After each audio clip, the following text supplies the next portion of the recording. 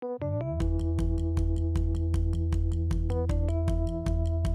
hey, Marley, how are you doing? Hi, I'm fine. How are you doing? Good. So, this doesn't have to go into the podcast, but um, right before we got on, you said you had to catch up with General Hospital. So, tell me a little bit about that. Yeah, I've watched General Hospital for 40 years, and I just got a little behind in it today. I mean, Wait. Luke is supposed to be dead, but he's really not. I love talking to Marley. She often has the craziest but true stories of the early work of adoptee rights, including her work with Bastard Nation and the radical idea that adult adoptees should have an unrestricted right to request and obtain their own original birth records. I'm Gregory Luce, and this is What Next, the Adoptee Rights Podcast. I'm joined today by Bastard Nation's Marley Greiner. We'll talk about her work on the adoptee rights movement, preserving the history of that movement, and working within the often soap opera world of activism. Plus, we'll talk about the current legislative sessions and the work Marley and Bastard Nation does in opposing safe haven baby boxes, particularly after Justice Coney Barrett recently gave a public shout-out in support of safe haven laws generally. Stay tuned. I was like 4 years old. But it was also on TV, and I would watch it on TV, and they were totally different stories.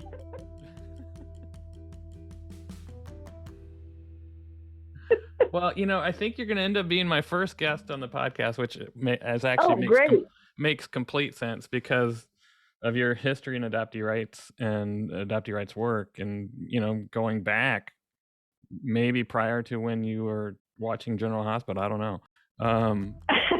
Marley Greiner is one of the legends of the U.S. adoptee rights movement, and she's such a great person to work with. Half the time, I'm trying to keep up with her incredible stories of the early days of adoptee rights, and we often laugh about the absurdities of being adopted and pursuing legislation related to basic civil rights.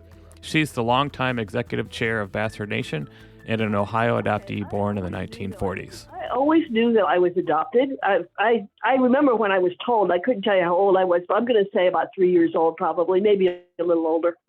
And I always wanted my information. I wasn't real interested in a search and reunion. I mean, I didn't even know, when I was younger, I didn't even know you could do those things. But I wanted information. And I was particularly really obsessive about my ethnic background or national, what I want to say, national ethnic background. Was I German, English? Because Greiner is a German name, and I always had this horrible feeling that I was German. I hate to say that. It had to do with the war and Nazis, Right. Yeah, the whole Nazi thing. Yeah. Yeah, I mean, this is what I really wanted to know. And when I was a kid, I would go through everything. Every time my parents went away for the evening, I would go through the same stuff over and over and over. I thought something would miraculously show up, and it never did. It was very depressing. I just found a poem I wrote the other day. I wrote a poem in the 1970s about being adopted, and I read it and I thought, oh my God, this is really depressing and horrible. It was like Really? Basically, it was like you're a piece of shit, Oh my God. And I'm nobody. We need to publish that in the anthology of poetry of child adoptees. Yeah. Yes. I've changed since then, obviously. But when I moved to Columbus in 1980, I'm from Canton, Ohio, and I moved to Columbus in 1980 to go to graduate school at Ohio State.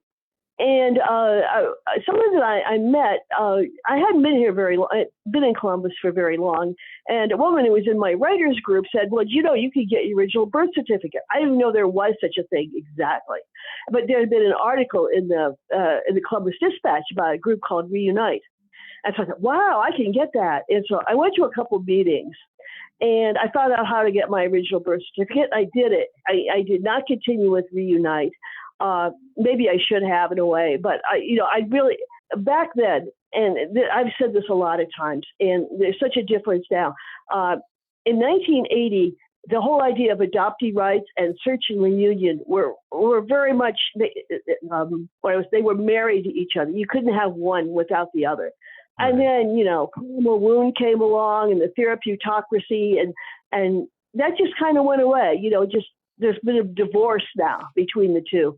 Right. Right. But anyway, so I found out how to get my original birth certificate, and I went down to since I lived in Columbus, that I could get on the health department there and get it. And they let me look at it. And at that time, the law didn't let me get a copy of it. I had to order the copy. I could have one, but they just wouldn't give me one there. And so they told me, well, why don't you contact Lucas County? That's where I was born, Toledo, because you'll get it a lot quicker from them than you will us. And they were right. I had it like within 5 days. But I could write down everything I had. And it was so shocking to find out that I had a name. I always assumed I didn't have a name, I guess. And I saw my name, and I burst into tears. I hear so many people do that now. I thought, oh God, I'm freaking something, crying over this. But it really changed my life after that. And I always was interested in the rights issue, but there was no movement that I knew of. I had vaguely heard of Orphan Voyage. It was Gene Payton's group. I wouldn't even known how to get in touch with Gene back then. Right. I mean, this is pre-internet. This is pre whatever we have now. Yeah. Yeah, I forget what year Gene started Orphan Voyage, but I think it was back in the 50s because I know at one point Edward Albee was one of the people she was working with. Oh wow. And that goes back really far. How about did the name Florence Fisher ever come up back then? No, not then. It did later. As I started going to the library looking for books, I found her book, which I just forget the title of it. The Search for Anna Fisher. I think that's his book. And then B.J. Lifton.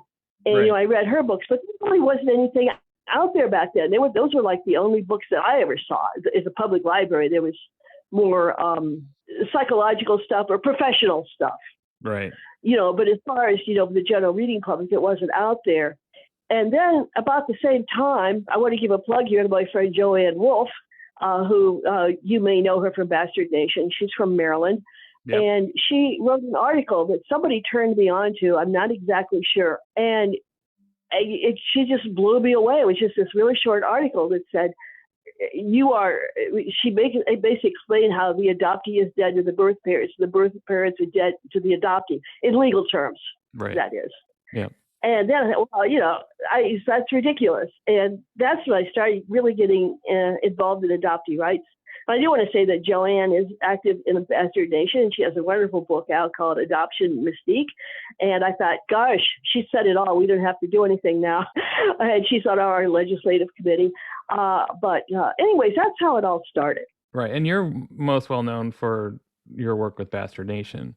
And that came about in, I think, the mid-'90s, right? Yeah, it did, on Alt Adoption, which is the old, they were called Usenet, news groups, whatever.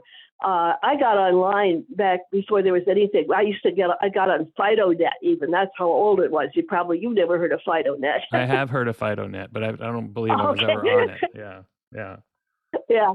And so then somehow I ended up with a computer, and I got online. The first thing I typed in was adoptees or adoption or something like that. I found out that a lot of people did that back then. Mm-hmm. And I found Alt Adoption. Which was the news group. And there was this wonderful group of people, and they were all angry. They were, all ungrateful adoptees. Right.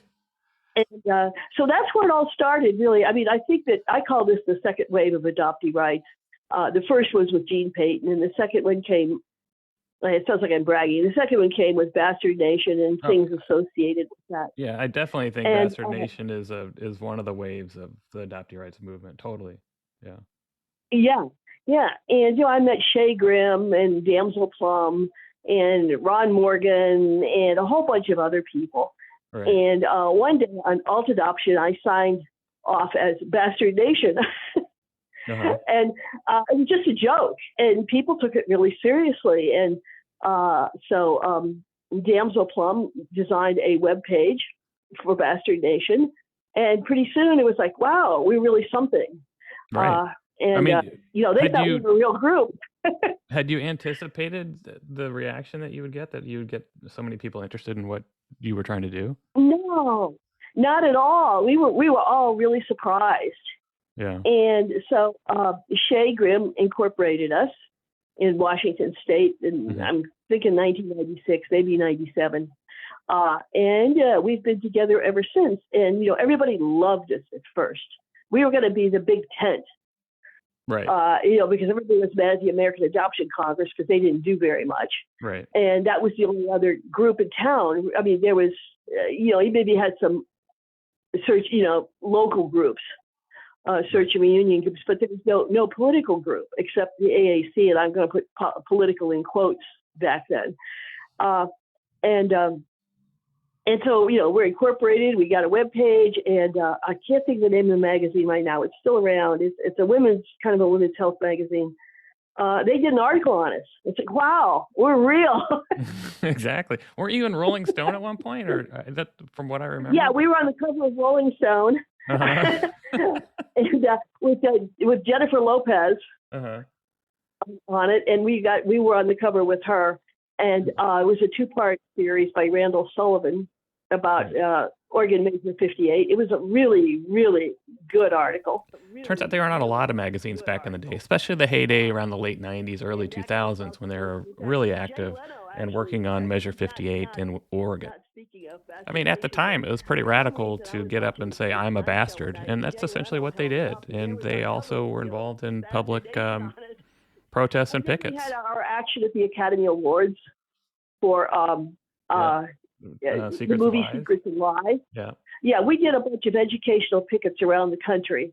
Most of it was in California, I think, and about the movie. And then we found out, that there's all these people that push various movies. They're fans of movies, and they go to the Academy Awards and they have parties outside. So we had ours, and Fox News, as I remember, or it may have been Fox Network, I don't know which, but they were covering it wouldn't have been news. It would have been the actual awards. We're covering the awards, and so they liked Bastardation, and so Ron Morgan, I never saw it, but Ron Morgan and some other people with Bastardation t-shirts got to run down the street and run up and bang on the door of the theater or something.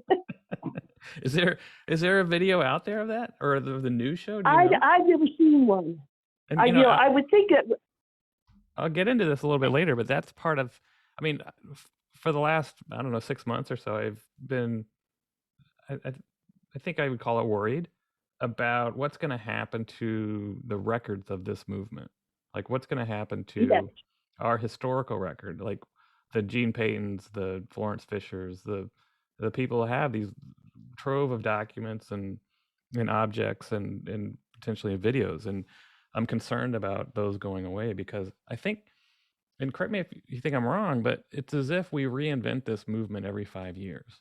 It's like there's new blood, but the new blood doesn't really acknowledge that this movement has been going on now for at least 40 or 50 years, if not longer. Exactly. And then, I include myself in that. I only came to this work 5 years ago, and I think, like every other adoptee who suddenly is awoken to this issue, primarily original birth records, but other issues as well, you think that you're the only one who's discovered this, when in fact it's been discovered and debated and protested for decades. And I remember getting in big trouble with Bastard Nation because I wrote some pieces on my personal blog that was critical and talked about Missouri, and now, we should wait to see what happens in Missouri. You guys knew better. And what we saw happen in Missouri was just a terrible bill that got enacted. And I remember when you signed on to the BN Facebook page, and people said, "Who's he? Who does he think he is?" Exactly. I got run through something funny. I got run through the ringer. My wife said, you got to get off of there. They're killing you. So, but I hung in there. But yeah, going back, it does seem like we don't have this sense of history of a movement. And I'd like to work out or figure out, how do we preserve these records and also make people aware this isn't some fly-by-night movement. This has been around for quite some time. I know. And, this concerns me too, as I'm a trained historian. I've never worked in the field, but I'm a trained historian, that we're constantly reinventing the wheel. I'm on TikTok now, and I haven't done anything for about a month, and I really need to get back to it. But there's lots of really good people there, but they don't seem to know a whole lot of what the history of what's going on. And they come up with these rather crack-brained things or ideas. It's like, oh, well, we thought of that like 25 years ago. It didn't work. Right. But, as far as records are concerned, I mean, I think that they probably belong with Madison with all the social history records. I think Gene Payton's records are up there, but I'm not sure. No, in Minnesota. Yeah. Yeah, they had the social welfare history. Yeah, social welfare history archive, which I've been to, and in fact, that's where I discovered William Pierce's records, who was the as you know was the president of the National Council for Adoption. But buried in his records was this note, and which I passed on to you. I remember saying that, and he had a whole file full of copies from that alt adoption, discussion group that you had, that he had printed them out, or he had an aide print them out. But on one, he had noted, this is a really effective group that we have to watch out for. They're the most effective group on this issue of adoptee rights and birth records. So, yes, Bill and I had this. Yeah, we had a personal relationship. And Bill he really liked us because we stood up to him. Nobody else would ever stand up to him. I mean, he felt that way, at least. Right. I mean, people would make smart remarks and things like that. But as far as actually doing something, it didn't happen. Bill Pierce was the longtime president of the National Council for Adoption, the trade association for adoption agencies. He, in fact, was a co-founder of NCFA with Ruby Lee Peister, the head of what is now the Gladney Center for Adoption. 34 boxes of his records are archived at the University of Minnesota, including a thick folder of documents in a file labeled, quote, Bastard Nation, 1999. Bill told them that we were the group, we were the people to listen to, that we were honest, we would never lie about them, as some other people have done, and that, we had integrity, not that they had to agree with us, but we had the integrity and we had the fight in us. And that was really important for me to hear. Oh, yeah. What do you think? So I'm trying to think through that. What do you think they had in mind for the folks who didn't have integrity? Like what they were experiencing or seeing? Do you have any idea? I don't know. Yeah. No, I mean, you just had absolutely no respect for them. Right. I mean, I'm speaking about Bill now. I can't speak about for anybody else, but I know Bill had absolutely no respect for people that wouldn't fight. Which is really interesting because you have, Bastard Nation, I'm sure has become sort of the scapegoat sometimes as the mean people in the room. Yeah, it's our fault. It hasn't happened lately because I think things are changing, and you've been part of that too. But they would, what do I want to say? I would get emails, or sometimes actually I was really approached by someone. I won't mention her. I can't actually remember her name, but she was from New Jersey. It wasn't. It wasn't a really big name. Right, it wasn't Pam Hasagawa. It wasn't Pam, and said that I was ruining it for them, and if they lost their bill, then it was my fault. Gee, right. I didn't know I had that much power. I know the power attributed to people like us who, what I call, we do not compromise on the right to request and obtain the birth record. The power attributed to that is remarkable. I mean, I wish we had that. I wish we had that power. It is. Bill, after we won in Oregon with Measure 58, Bill went berserk and said that we bought the election. It's such a fascinating thing that you had a personal relationship with them, but how did that work? I mean, you're obviously, it sounds like you were friends, but I don't know if you could do that today. Could you? He couldn't. I mean, I could probably still do it with Bill if he were with us, but I think it's really difficult today. I mean, you and I both know there's people on our side of the movement that we simply will not talk to. Right. They're really horrible. There's just no trust at all, and trust is a big currency for me. Yeah. I mean, because as you know, I come, when I come to Bastard Nation, or Bastard Nation comes to whether it's Adoptees United or Adoptee Rights Law Center or whatever, we know we have a bottom line. We know that we're not going to compromise on a bill, and that's it. But when you try to work with other people who don't have a bottom line, you don't even know what the bottom line is and what you're going to get. And I think in some states we're seeing that. We saw it in Arizona last session. We saw it in a couple other states as well, and we're going to probably see that this session as well with possibly Florida and Wisconsin. Bastard Nation, I'm guessing probably Adoptees United and the Adoptee Rights Law Center, perhaps on occasion too, has been accused of being a bully. Right. We're bullies. And I think you have to be careful when you go into a state, but still you can't back down from it either. I mean, I would love to have states, state organizations that agree with us. I mean, because we found out in New York, we all work together really well. Right. Yeah, that was a coalition, the New York Adoptee Rights Coalition, and it was 4 or 5 organizations together, held each other accountable, which was important because it meant that if you were part of the coalition, you agreed to very much a bottom line of no compromise, and that stuck everyone together. Yeah, I think that there's a misunderstanding about coalitions too. That I've seen that there's people who there's been some groups that totally support us but don't want to become a partner with us because they seem to think that we'll take them over. Right. We got enough problems. We don't need that. Right. But beyond that, there's this idea that you have to, if you're in a coalition, that you have to agree with everything everybody else does. Right. Which. You just agree on these, a very simple agenda, like no compromise. Right. And, you can probably do a lot of other things. Each organization can do a lot of things that you don't like, but that doesn't matter. I mean, there's some things that you would have to complain about, but. For instance, if an organization was an anti-adoption organization, they wanted to banish adoption in the United States or worldwide.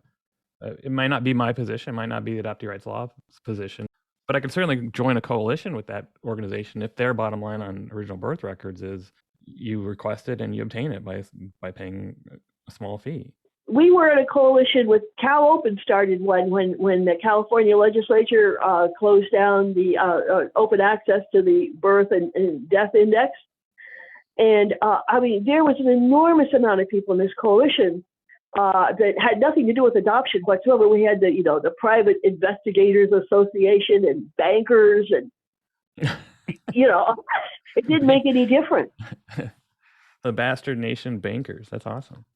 Yeah. Well, in California is a whole nother story. I mean, I'd love to see some action in California, but it's going to take some work. Yeah. Oh, it's too big. It's so big. I mean, you'd have to divide it into regions. And that I think some initial work has been done there, but I think it's really tough to find people that have the time to do it, that are on the ground. I mean, it doesn't make sense to me to have a national group come in and say this is how we're going to do it. And I think you believe this as well. You have to have local people on the ground, which is the most important part.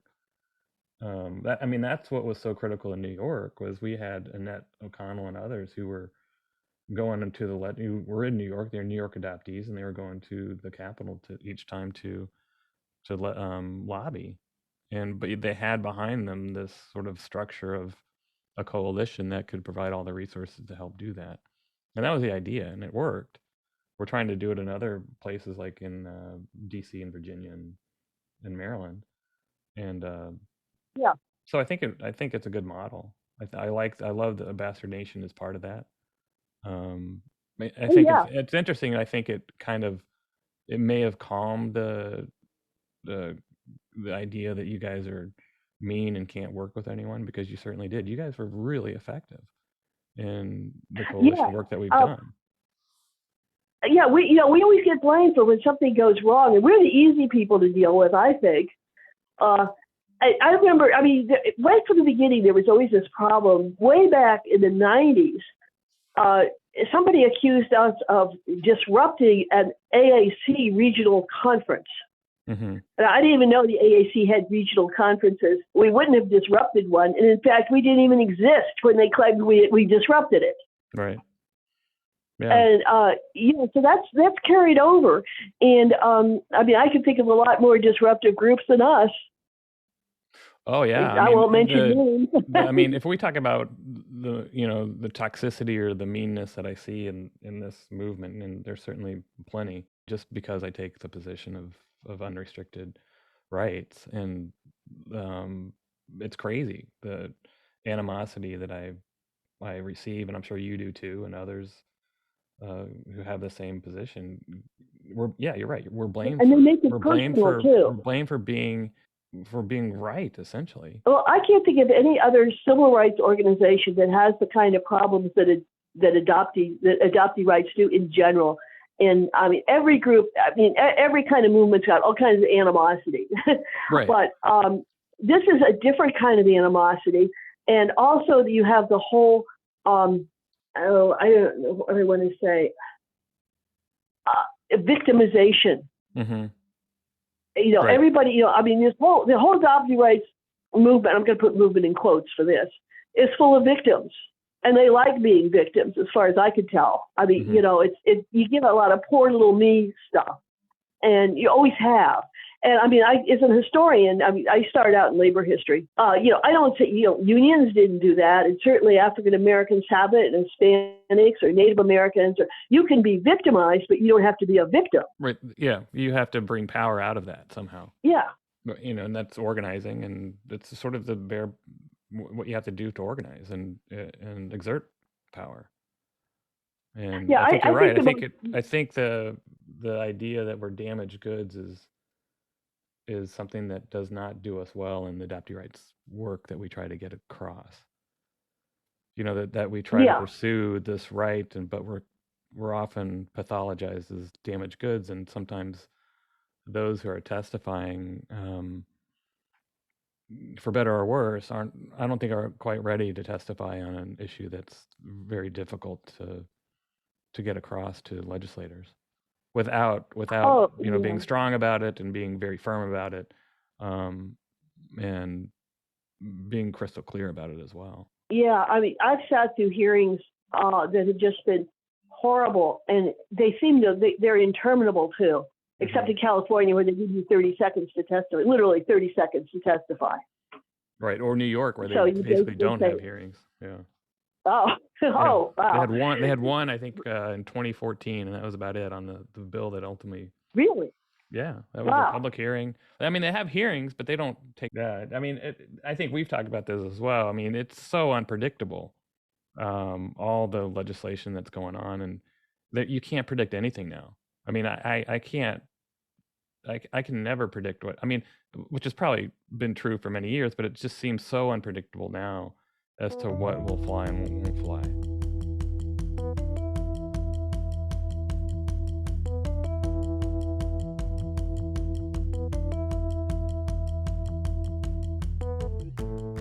So I want to get back a little bit to the preserving what I call the record. And you're from Columbus, you're in Texas now, but I understand that you've got a ton of records back in Columbus that really go to the heart of providing a history of this movement, at least a documentary history of it. Yeah, well, my big collection of records is with safe haven laws, and I have about a dozen big plastic storage bins, the big ones that are like 3 feet long. Right. I've got a dozen of those probably that are in storage in Columbus that I couldn't bring with me. And then I've got some filing cabinets too, with basically bastardation stuff. Right. They're just sitting up there in a storage pod, and, I'm never going to see them again probably. And, I don't know what to do. Even if I brought them down here, I'd have nowhere to put them. Right. So how, would it fit a garage? Oh, yeah. Oh, is it stored in one of those? I have them in my office. Or is it stored in, this doesn't have to go on the podcast, but is it stored in like one of those storage containers that you rent out each month? Yeah, it's a storage pod. They come to your house. It's on wheels. It's not on wheels actually. It's like a trailer thing, and that you put everything in there. And I've got 3 storage pods of my 10-room house from Columbus. Oh my God! Full of art and antiques. Right, but one of those has a bunch of documents and records. Yeah, and when I came to Texas, I actually went out there a day or so before to look for at least my filing cabinet with my Ohio safe haven stuff. Mm-hmm. And I couldn't find the filing cabinet. I had so much stuff. So do you have like a full set of Bastard Quarterly? I probably do. I've got a lot of them with me here, but I don't think I have all of them. Yeah. I think some of them were probably in one of my filing cabinets. But Carolyn has some. Yeah, because that would be my worry. And I think it's why we reinvent this movement every, 5 years, every generation, however you want to count it, because we don't have the historical record. We're relying upon right. essentially you to be around and to tell us how it was back in the good old days, with the bastard Yeah. nation. Yeah. So Yeah. I think as a movement we need to figure out how to support you in getting those documents in a secure place and preserving them. That I mean Oh, that I would love that. I think that's super important. And so maybe we should start talking about that this year to figure that out. I mean, Yeah. I think the same thing I've started collecting With again. Florence Fisher. Florence Fisher has a bunch of records from Alma and her own search and writing of her book, and those need to be preserved as well. Yeah. Yeah, they do. It's like it's like typical of adoptees. Their history isn't preserved. Exactly. Yeah. Yeah, We're a blank slate. We're a blank slate every 21 years. Yeah. And so fill it in. Yeah. So yeah, that's a project I'd love to see you get going, because you're a pioneer you're a pioneer of the movement, and I think I feel lucky that I see you as a friend and a fellow activist, and I think we need to figure out a way that we preserve that record. Oh, thank you. Yeah, I think too that adoptees are kind of, I think Americans in general are ahistorical.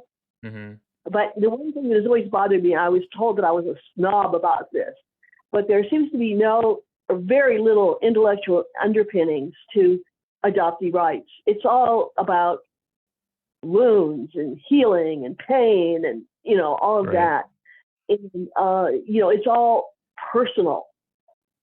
Right. The personal journey I don't even read I don't read a whole lot of adoption books unless they're history or something along those lines. There's some good memoirs out there, but for the most of them, they're also about my personal journey. Okay.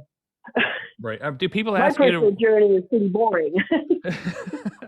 I kind of think the same thing, and people ask me if I'm going to write a book or not, and I just think that why would I write another memoir about it being adopted? Do people ask you about a book from you writing a book about your experience with adoption and adoptee rights? No. Huh. I would think that people would ask. Well, you need to write it. Yeah, I don't know. Yeah. I want to give a plug to probably one of the best memoirs I read, and you had read it before too. When I asked you, was A.M. Holmes, who's she's a kind of out there fiction writer. No, I shouldn't say out there, but she's does some great fiction writing. But she sat down and did a memoir of her experience, and it's really kind of in the vein of Bastard Nation, because she was really irreverent about the whole thing, but very honest. Yeah, I think two of my favorite books, and they're not fiction, but it's Marianne Novy, who is very supportive of Bastard Nation. I'm not sure if she's retired yet or not, but she's a professor, literature professor at Pitt, and I've got one book with me, and I misplaced the other book, but they're called Writing Adoption and Imagining Adoption. And it's a group of essays. And I learned more about adoption reading those books than I have from anywhere else. So I'm going to shift, and I think I could talk to you all day about history, about our work, everything that we do. In fact, I should probably have you on as a sort of regular guest, because I think we would learn so much just talking to you about what's going on and analyzing bills. But I want to shift to discussion of your longtime work. I mean, I think people don't realize this. Opposing safe haven laws, but particularly opposing safe haven baby boxes. And I want to play I want to play you the clip from what we heard in the U.S. Supreme Court this past session, from interaction between Justice Coney Barrett and one of the plaintiff's attorneys or appellant's attorneys. Ms. Rickelman, I have a question about the safe haven laws. So petitioner points out that in all 50 states, you can terminate parental rights by relinquishing a child after abortion, and I think the shortest period might have been 48 hours, if I'm remembering the data correctly. So it seems to me, seen in that light, both Roe and Casey emphasized the burdens of parenting. And insofar as you and many of your amici focus on the ways in which the forced parenting, forced motherhood would hinder women's access to the workplace and to equal opportunities, it's also focused on the consequences of parenting and the obligations of motherhood that flow from pregnancy. Why don't the safe haven laws take care of that problem? It seems to me that it focuses the burden much more narrowly. It doesn't seem to me to follow that pregnancy and then parenthood are all part of the same burden. And so it seems to me that the choice more focused would be between, say, the ability to get an abortion at 23 weeks or the state requiring the woman to go 15, 16 weeks more and then terminate parental rights at the conclusion. Why didn't you address the safe haven laws, and why don't they matter? So when you heard that from the Supreme Court, did bells go off in your head? Oh, yeah. And I knew exactly where it came from. I can't prove it. Although there is an amicus on it was several. It came from the Justice Center, which is also known as the Texas Justice Center. Not Center, Justice Foundation. It's out of San Antonio. Wow. And they have been arguing this for years. I think as early as, I would have to look up the date, but I'm going to say about 2007. They filed an action to overturn Texas abortion law because women, I don't think I have a quote right in front of me, but I'm going to have to paraphrase here. But it was basically what she said. Women no longer have to have abortions because they can now legally relinquish their child to the state. Right, by putting them in the arms before. of someone else and walking away. Yeah. So how long have you been analyzing safe haven laws? And I know that Bastard Nation, maybe at least 10 years ago, had a position paper opposing the expansion of safe haven laws. Yeah, we started it in 1999 opposing, but nobody really thought that it would be as big as it was, and maybe this could be nipped in the butt. I mean, that's how I remember it. It was like nobody, they can't be serious about this, but they were. And so we were one of the first to oppose, and I started a newsletter called Baby Dump News. And I'm not sure how many years I had it, maybe 8 years, and every week I came out with just news stories about baby abandonment. And I had all kinds of links on it to organizations and statements and resources and all of that. And there's none of it. One copy is online. The rest of it is, things were not as technologically good as they are today. Right. And so, we just go out by email, whoever wanted it. And there was all kinds of groups that opposed these. It just wasn't us, but we were the first. And the AAC joined us, and fathers' rights groups, and all kinds of adoption reform organizations in the United States, Canada, in Europe. We worked with the French, with the, I cannot speak French, but the Born Under X people. Mm-hmm. We actually filed a statement of support. For those who don't know and we'll talk about safe haven laws and then we'll switch and talk about safe haven baby boxes. For those who don't know how safe haven laws work, could you explain briefly? I mean, I know they're different in various states, but could you explain? And I understand that they essentially started in 1999 in Texas. Yeah. They started with Bill Pierce again. He's kind of there was grumblings about some kind of things, but Bill kind of took control of it. It was kind of interesting because there was actually two groups working on the safe haven. There was the Bill Pierce NICFA with a political agenda against adoptee rights, fathers' rights, and ICWA, American Child Welfare Act.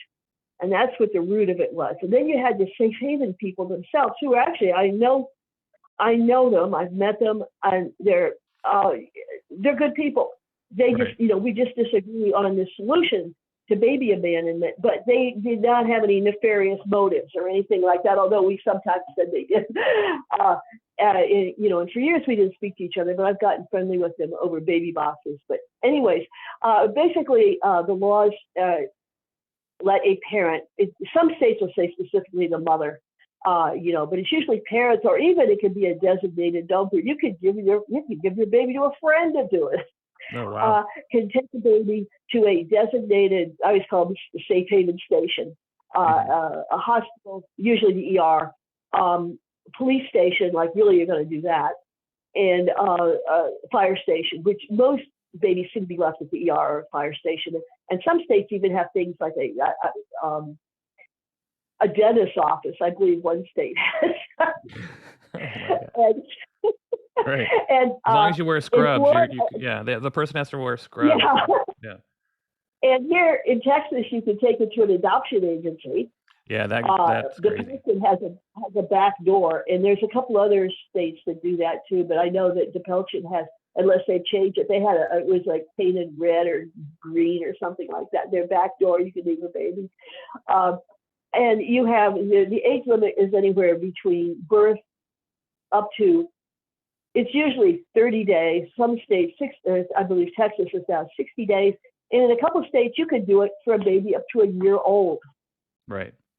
And this was never this year-old business. That was never the intention of any of the safe haven advocates at the time. This was seen as a measure that would ease dangerous. It's called discard. That's the real term, not abandonment, but discard. Discard or the actual, murder of newborns. And it was about women that had secret pregnancies. And now, you can't have a secret pregnancy and have a baby a year old, and then all of a sudden it's not there anymore. Right. And so it's taken it into the realm of trying to save a baby's life into a child welfare, no fuss, no fuss child welfare system. It's it's a kind of a no questions asked relinquishment. Right. Yeah. Right. Yeah. You won't have to, every state, some of the states will say you can ask questions, but nobody's required to answer. But some of them basically will say, no, you can't even ask a question. So if somebody comes in bleeding, you can't ask them if they want help. Right. It's gotten up to 5,000 babies now who have been relinquished under safe haven. This is the traditional safe haven program. There's no real way to track how many babies are being safe haven. Nobody keeps a record of it. But then you run into the problem: are they safe haven cases? The court adjudicates and decides if this really is a safe haven case. There are some courts that will say, no, it's not.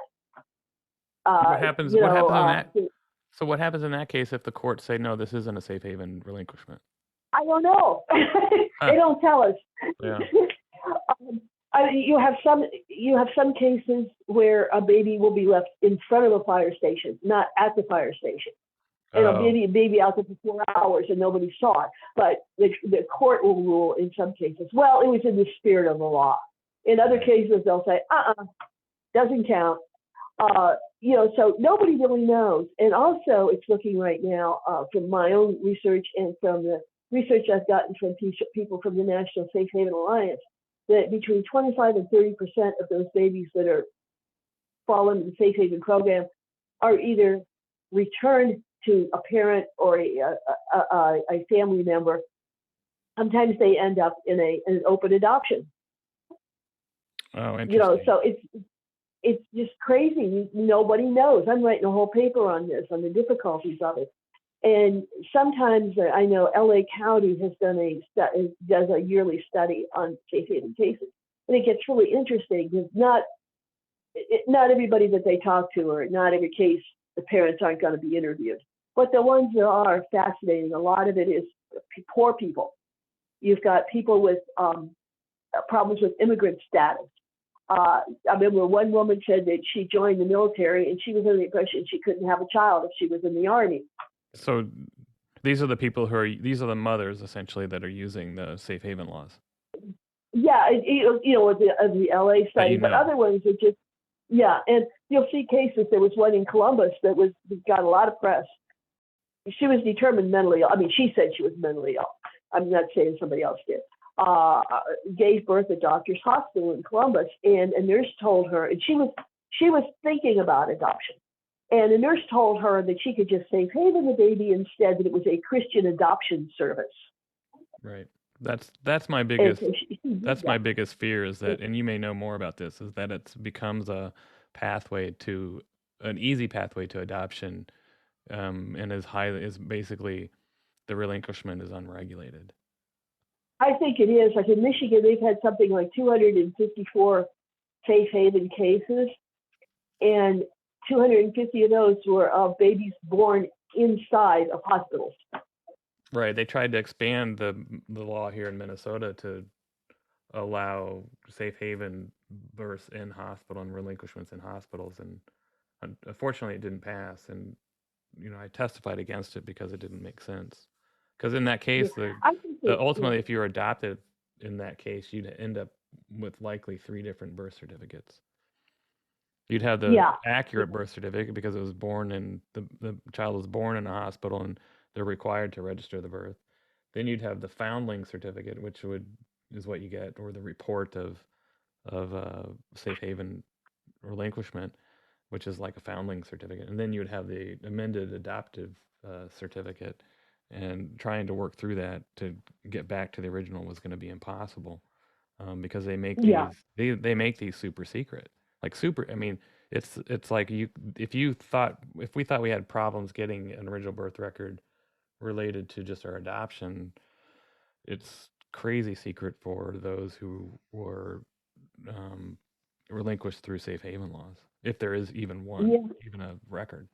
Right. In New Jersey, they even wrote it into their semi-open records law that any child born under the auspices of safe haven, even if their parents are identified, that remains sealed, no matter what. Yeah. So, and I think a lot of people don't know that either. That's essentially an original birth record that's been sealed, and it is sealed for good. Unless you change the law. So what are some of the alternatives to safe haven laws that you've discussed with others, or if you're going to get rid of? I mean, you hear the argument all the time. Well, if we don't have this, then we're just going to have babies dumped in on the side of the road. No matter what advocates will say, the numbers remain the same. I mean, pretty much the same from 20 years ago before these laws passed. I mean, the number of incidents. I mean, one thing is, you can't have nurses or social workers, whatever, going around and saying, "Oh, let's make it easy for you. You can just safe haven this baby." I mean, there's no counseling involved here. If you're gonna, if you want to talk somebody in a hospital who's just giving birth and put their baby up for adoption, you might as well, you better educate them what's going on. Exactly. And there's such a thing as temporary foster care. And I mean, I don't like the idea of the whole foster care, the way it operates. But you can put a child into temporary foster care until you decide what you're going to do. Like crisis nurseries. Yeah. Yeah. And I think that many women, after they can step back from it for a while. I shouldn't say women, parents.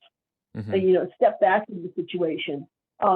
And get some counseling and education. I think that would be a big help. In California, a few years ago, they tried to expand the time frame from 3 days and they wanted to do it for 30 days, but it came down to 20 days or 10 days. It never did fly. But one of the reasons they gave that you should be able to safe haven your baby is sleep deprivation from a newborn. You take this baby home from the hospital and you can't get any sleep. So safe haven it. Wow. It was really crazy stuff. Yeah. And so, I believe, correct me if I'm wrong, there's now safe haven laws in every state and the District of Columbia? Yeah. But then the next sort of phase of that is what we're seeing more of now, and that's these baby boxes. And how did that? Yeah, safe haven. Oh, yeah, they're just horrible. I think that arguing against the safe haven laws at this point is kind of, it's moot. I mean, you can still criticize, but they're not going away. Right. And I think especially with Coney Barrett's comment, and that, as you say, this has been years in the making, that we're going to see either expansion of those laws or, some other, we'll probably see a number of bills this session that relate to safe haven laws. Yeah, already we have Virginia and Michigan. Well, Michigan, they filed, I don't know if they're really pre-filing, but they filed in October.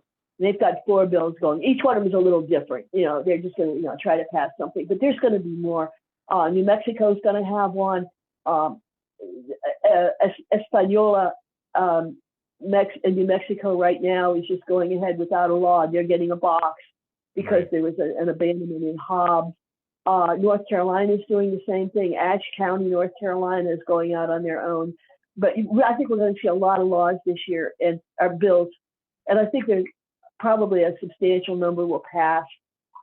One of the big problems, I want to get back to a minute about how this all started, but one of the big problems with boxes right now, the slogan of the Safe Haven Baby Box movement is women demand anonymity. And I didn't know that. I hadn't seen that. Wow. Yeah. And last year in Florida, for instance, they had baby box bill, and that was a fascinating story, which I won't get into, but it died in the end by a traitor. Uh-huh. The sponsor backed down, but he also supported adoptee rights, but that's beside the point. But here we had, I should say we, it wasn't our bill, but you had adoptee rights bill in both houses, and they came in right behind us with women demand anonymity. Yeah, and so I don't think that's the right. There's the whole issue of safe haven baby boxes and the problems with those. But then on top of that is we're, as you just said, we're in the same legislative session trying to get a bill passed that we're saying that parents were never given anonymity, and then you've got a group coming in and that's what they demand, right? Yeah. And the sad thing with this is the Safe Haven Baby Box movement is being run substantially by adopted people, evangelicals.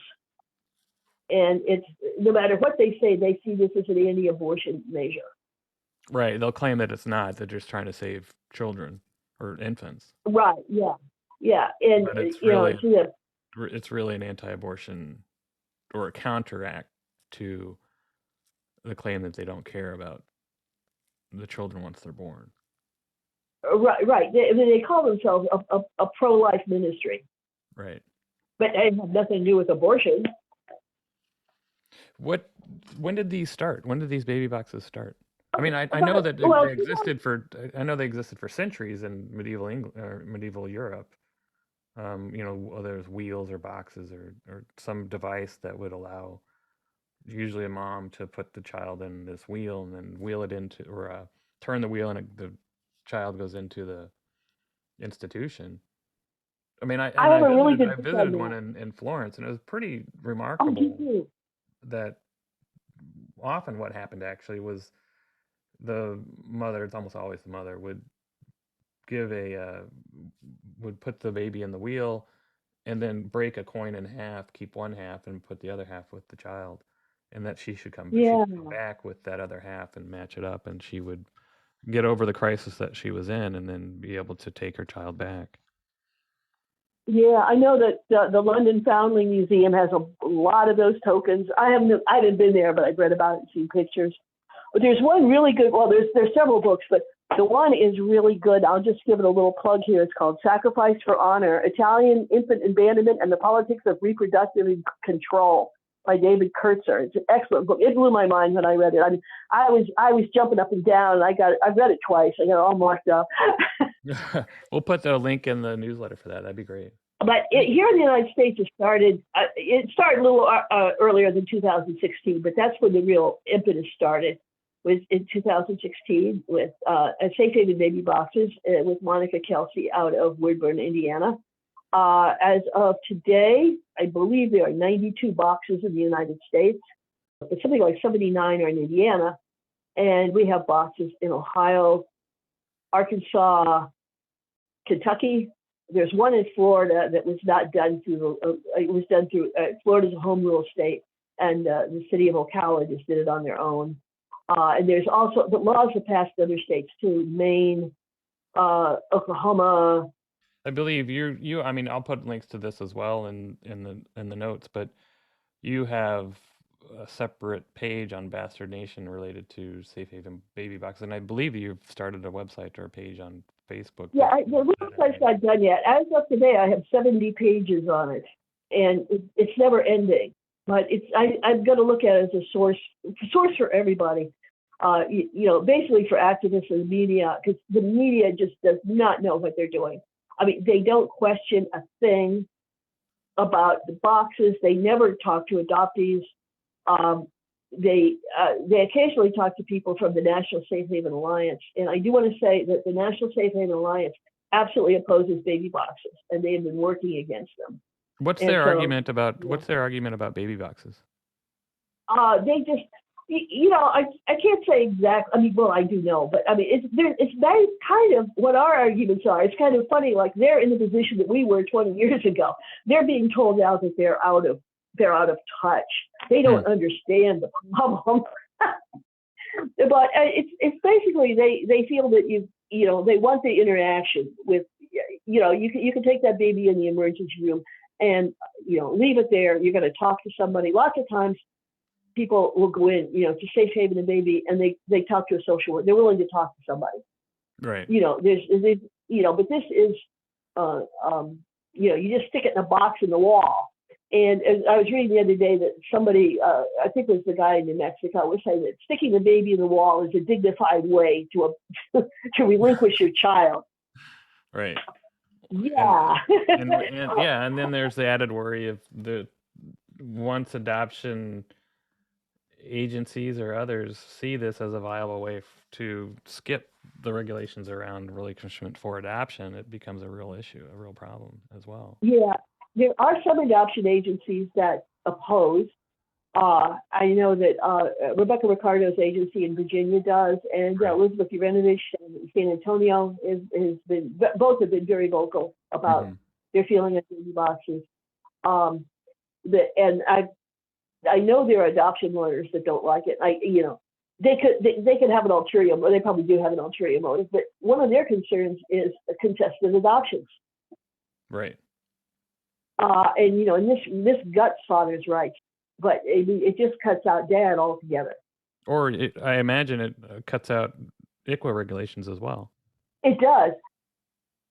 You're obviously monitoring Safe Haven baby box bills as well, and do you think you're going to see more of those this coming session? Oh, I think it's going to be brutal. It's going to be, the Safe Haven laws are already in place. I think the only thing with them, I think you're going to see some maybe extended time frames. Right. North Carolina South Carolina is working for 1 year right now. That was a whole carryover from last year. I really hope that doesn't pass. But I think that you're going to see more baby box bills, because there was this case the other day in Hobbs, New Mexico, where an 18-year-old woman basically tossed the baby into a dumpster. And right, and there's video of it too. Yeah. For some reason, this happened. I shouldn't say it happens all the time, but what I mean is, I don't know what is so special about this case that has not been special in other cases, because it is all over the place. Right. I haven't seen this much publicity over a newborn discard in years. So I think that's being pushed perhaps by baby box people. I don't know, but they like publicity, and they basically pimp the babies that get boxed. Not all of them, but there are some of the adoptive parents of these babies that were baby boxed now go around. They're at events, they're at baby box blessings, they're at fundraisers, and their little kids are running around.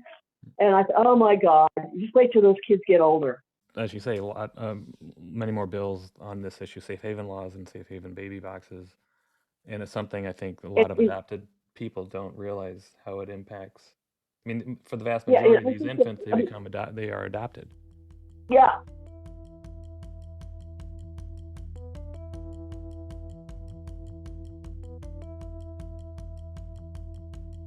I think we're going to wrap this up. Do you have any other comments? I think I need to have you back on the podcast regularly, because I think it would be I would love to.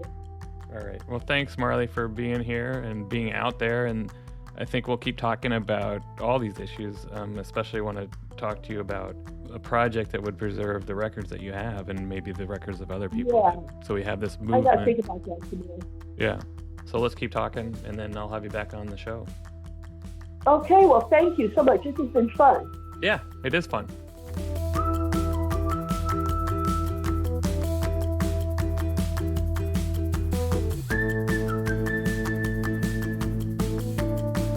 What Next is a production of Adoptees United, Inc. I'm Gregory Luce, the Executive Director of AU.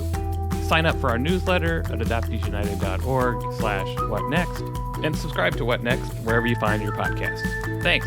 I'll see you soon.